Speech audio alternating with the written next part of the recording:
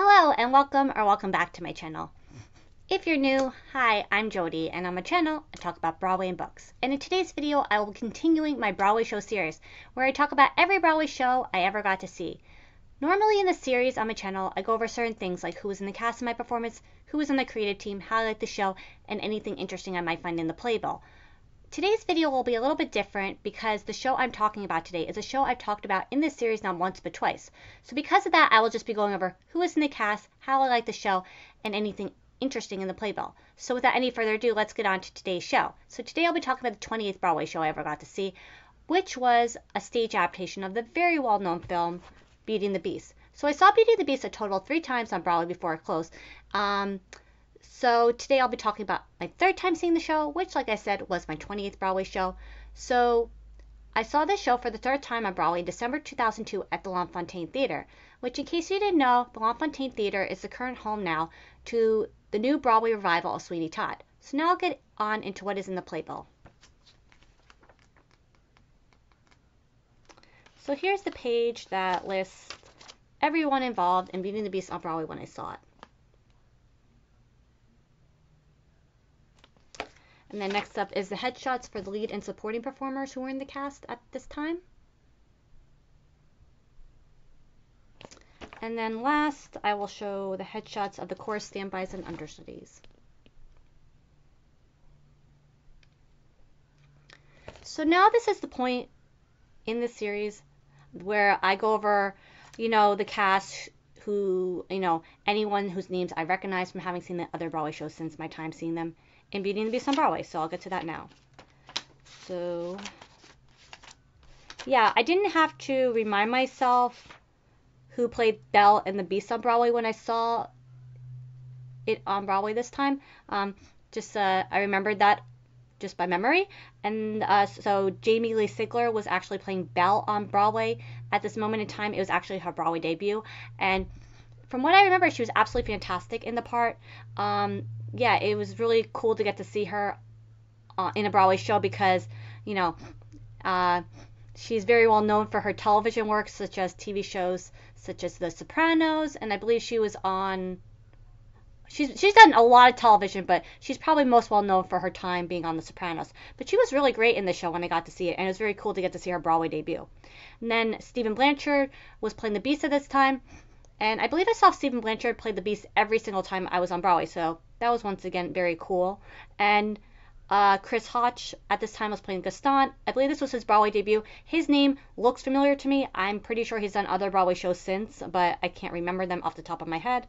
And next up, the only other name I recognize, I don't think I actually saw this person in any I might have seen them in other Broadway shows since seeing them on Beauty and the Beast this time, but I can't remember for sure. But I know for sure, I should say their name.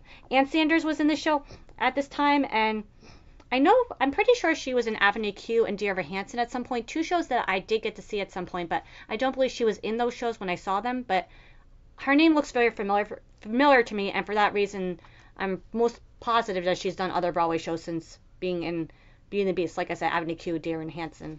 But I will now get on to how I like the show. So yeah, this was my 3rd time seeing the show, and like the other time seeing the show, I absolutely loved it. It was a really well done stage adaptation of such like a well-known Disney film that we all know and love. And yeah, I really like the show. If you ever have the chance to see the show on stage, I highly recommend it because it's just like such a great show. And it's been quite a while since Beauty and the Beast has been on Broadway, has been in New York. So I would not be surprised if one of these days a Broadway revival pops up, so, or appears, you know what I mean? So yeah, I would not be surprised because I believe it closed around 2007, so would not be surprised. But yeah, if you get the chance to see this, highly recommend it. If you love the film, you will most likely love the stage adaptation as well. So now I'll get into what is anything interesting in the playbill. Oh wait, I almost forgot. This time seeing the show, I was able to wait at the stage door just for a few minutes, and I did get to meet 2 of the performers in the show. I met the performer who portrayed, I'm going to get the name correct. I met no, I didn't meet Gaston. I met I want to say the person who played the clock, but I highly doubt that's the name. Maurice. I met Maurice, who played the clock, if you will, and then I met Lumiere, who portrayed the candle character. But yeah, this is I met. So I should just say the name. JB Adams. I met him. That's his signature right there. And then I also met the performer who portrayed Lumiere, who was David D. Rise. I don't know if I pronounced that right, but his signature is right there as well. And it's always fun to get to wait at the stage or meet the performers from the show, because especially for a show you liked, and I liked Beauty and the Beast a lot, so it was really fun. I'll get into anything interesting in the playbill now.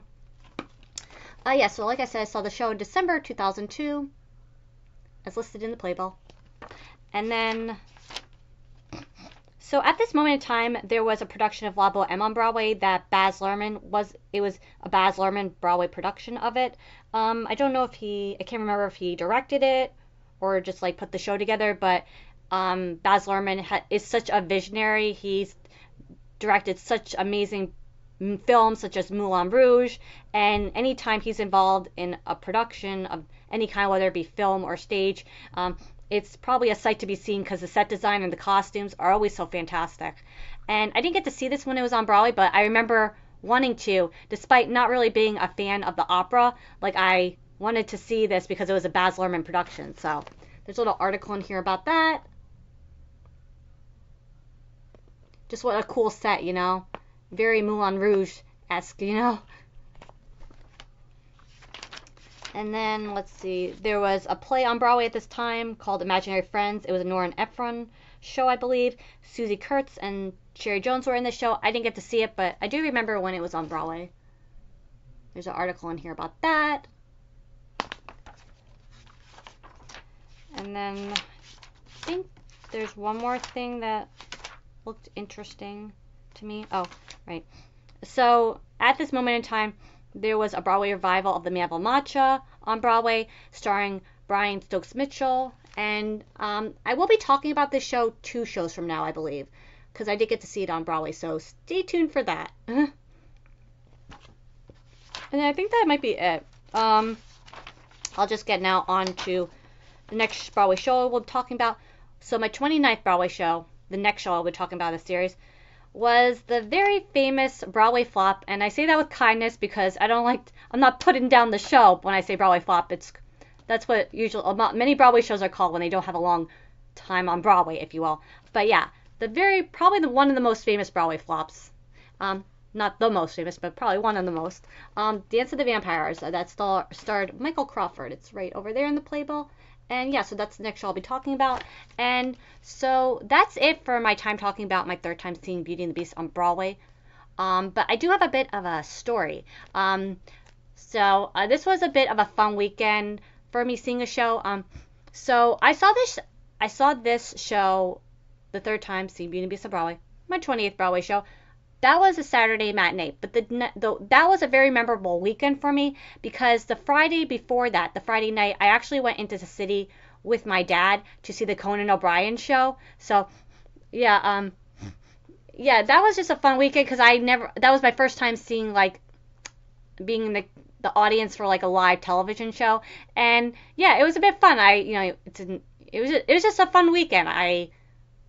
We went to the city on Friday to see the show, and before that, like, we went to eat. And then normally one of my favorite things to do in the city before I would see a Broadway show, because a lot of times you don't have a lot of time, before the show to do anything, like, just walk around a little bit, would be to try to get Broadway playbills for shows I wanted to see but knew I wasn't going to get to see. So we did that before we went to see the Conan O'Brien show. And yeah, I got a playbill for Proof, which is a show I always wanted to see on Broadway, but never got to see on Broadway. Eventually, I saw a regional production, so I did see the show, but that was a fun memory, for that. But yeah, it was fun so I saw Conan O'Brien show on Friday night with my dad, and then the next day, the Saturday matinee of Beauty and the Beast, I saw with my mom. So it was just like a really fun weekend to look back on, and yeah, just a fun time of my life.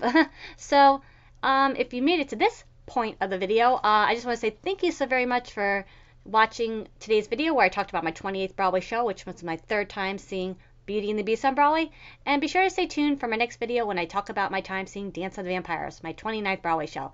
So as always with the series on my channel, I thank you so very much for watching, and until next time, bye!